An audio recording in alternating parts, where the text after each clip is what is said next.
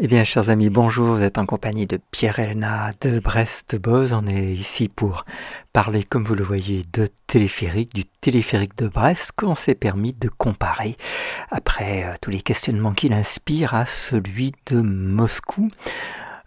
D'autant que nous avons découvert quasiment a posteriori, en s'apercevant que ce téléphérique de Brest était à nouveau immobilisé pendant des jours et des jours.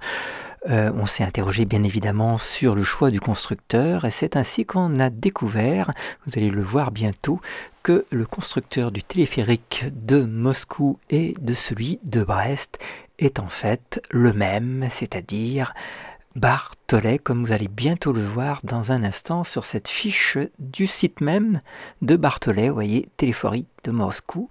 Et voici les poteaux donc du téléphérique de Moscou, son déplacement aux alentours des poteaux. Vous voyez la forme des cabines qu'on verra un peu plus en détail. Et puis, bien les poteaux de Brest, évidemment un peu moins élégants. La cabine de Moscou au-dessus de la Moskva. Brest, deux stations, vous le savez, la station haute du plateau des Capucins avec des vues sur les mécanismes qui servent d'une part à porter ce téléphérique et à le tracter.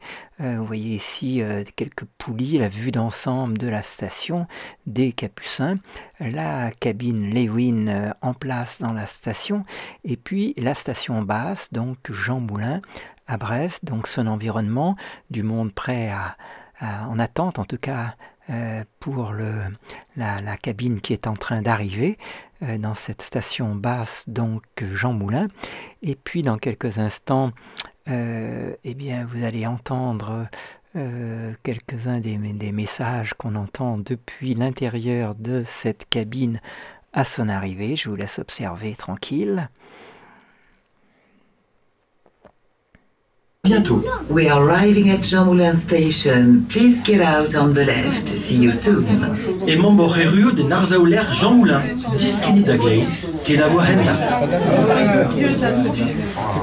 Voilà, c'était l'arrivée de la station. Maintenant, revenons à Moscou. Moscou, 3 stations.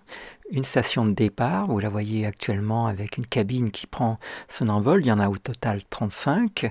Et puis on va pénétrer dans la station dans quelques instants. Nous y voici. Donc station basse à Moscou. Bientôt le mouvement des cabines. Alors c'est un mouvement continu, hein, contrairement à Brest. Il n'y a pas d'arrêt des cabines en station. Le défilé des cabines est continu. Vous voyez, ça va suffisamment lentement dans la station pour qu'on puisse y monter. Vous voyez des cabines avec une porte d'ouverture en 2 volets. Vous voyez la forme vue de profil plutôt ovale de la cabine. Et vous allez bientôt voir que effectivement cette entreprise qui a construit ce téléphérique de 35 cabines avec une portée de plus de 700 mètres, eh bien, n'est autre que Barthollet. Vous allez le remarquer sur l'arrêt sur image qui va arriver dans quelques instants pendant que les cabines défilent. Nous voilà sur Barthollet. Vous voyez vous-même, vous avez aperçu sur le poteau, on arrive sur ce poteau indiquant Barthollet comme constructeur. Et puis, on va bientôt sortir de cette station et donc prendre l'envol dans la direction montante, hein, station basse vers station haute. Et donc, on va passer maintenant par une station intermédiaire, puisqu'il y a tout un chantier actuellement, donc au moment où je vous parle, c'était en août 2015, au-dessus de cette station, vous n'apercevrez pas sur ces images, mais il y a tout un chantier avec des bulldozers et pas mal de remaniements de terrain, c'est le moins qu'on puisse dire, et donc là, bientôt, on va s'apprêter, après cet passage en station intermédiaire, vous voyez que ça se contente de ralentir, et puis il y a une petite merveille dans la mécanique parce que visiblement les cabines se déplacent beaucoup moins vite lorsqu'elles sont en station qu'une fois qu'elles en sont sorties. Donc là, il y a un certain nombre de mystères techniques évidemment à préciser. Et puis, vous voyez, dès qu'elles sont sorties de la station, pof, elles trouvent leur vitesse de croisière, et donc on va continuer. Alors vous voyez les poulies peintes en jaune comme à Brest, hein. Et puis vous voyez toutes ces nombreuses poulies. Alors c'est sûr que c'est une autre ingénierie, mais en tout cas c'est du même constructeur, ça devrait nous rassurer en tout cas sur les compétences du constructeur concernant le téléphérique de Brest. Et vous voyez là qu'on prend son envol, vous voyez le chantier en face dont je vous parlais, on l'aperçoit, les poteaux, et puis on va arriver donc dans la station haute maintenant, dans quelques instants. Donc vous allez en voir plusieurs détails. Donc vous voyez la grosse poulie jaune et puis une photo du point d'arrivée et à nouveau le mouvement des cabines arrivant en station haute. Alors vous voyez qu'elles ne sont pas forcément très remplies vu le nombre et le jour et l'heure où nous y étions. Ceci étant, vous voyez, ouverture automatique des portes, ralentissement une fois qu'on est en station. Et puis on a mesuré, je crois, la cadence entre deux cabines et on a observé que c'était une cadence de 15 secondes entre deux cabines dont les portes s'ouvrent. Donc on a passé un petit temps par curiosité à observer la fréquence d'arrivée des cabines. Et on va bientôt voir un gros plan sur leur maintien. Vous voyez ce système de roues en l'air qu'on va voir, on dirait des roues avec des pneus caoutchoutés, vous voyez, en grand nombre, hein, elles sont toutes les unes à côté des autres. Donc vous voyez ce système de déplacement, de suspension des cabines, vous voyez. Et puis ces grosses poulies dont Barthollet a fait sa marque de fabrique, qu'elle peint en jaune, vous voyez, pour bien les rendre visibles, ces éléments essentiels de la mécanique. Et puis vous voyez un balai continu de cabines. Alors c'est quand même une sacrée ingénierie et on se demande bien pourquoi cette entreprise ne pourrait pas faire fonctionner notre bien modeste, si on le compare à celui de Moscou, téléphérique brestois. Alors on va laisser ce balai continuer et puis on va se trouver bientôt prêt pour la redescente, donc prêt à repartir dans l'autre sens. Vous voyez, donc là on est point de départ de la station haute, les gens rentrent tranquillement dedans. Vous voyez qu'on peut y aller, sauf erreur, jusqu'à 6 personnes tranquillement.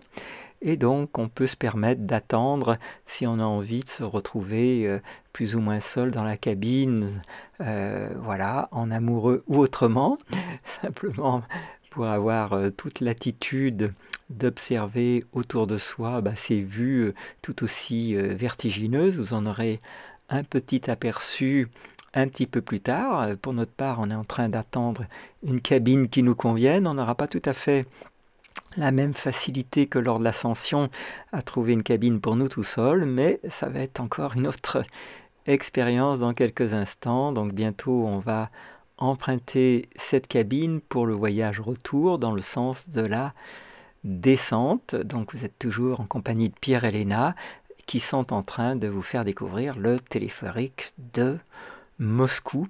Un téléphérique qui donne envie, au moins dans le fait qu'il fonctionne. Nous, quand on y est allé, on a observé aucun problème. J'avoue qu'on n'a pas fait une recherche sur les journaux pour savoir s'il avait des temps d'arrêt et d'immobilisation, ni comment s'était passé très précisément sa mise en route. Mais je trouve que ça vaut le coup.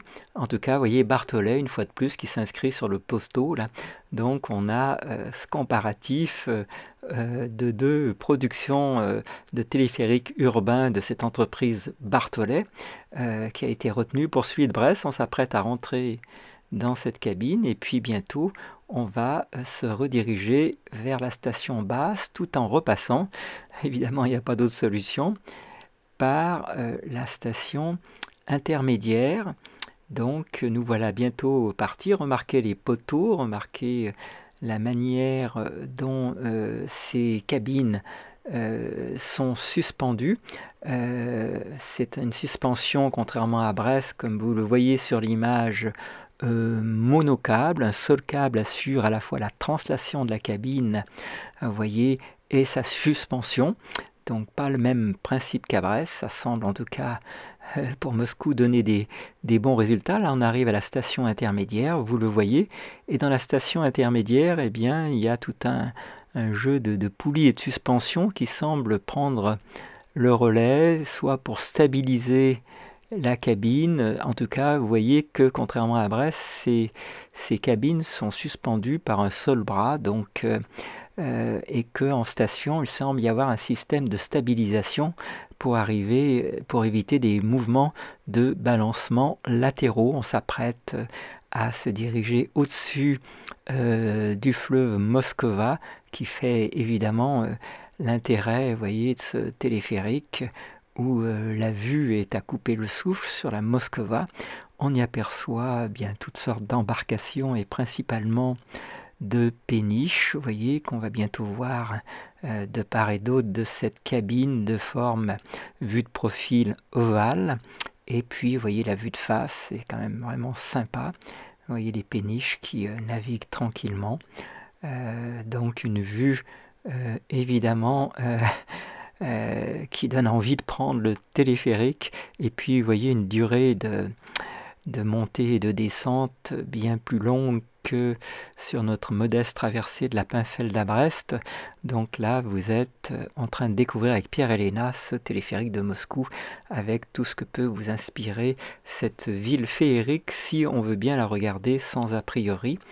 Et on arrive donc à nouveau dans la partie basse, la station basse, et on s'apprête à descendre après ce long voyage en téléphérique qui nous a offert, je dois dire, bien des satisfactions et bien des plaisirs. Vous voyez tout ce système de suspension, vous voyez les cabines en train d'arriver avec leurs bras uniques, contrairement à celles de Brest. Alors peut-être, malgré un trajet bien plus long, eh bien peut-être quelque chose de plus facile à gérer.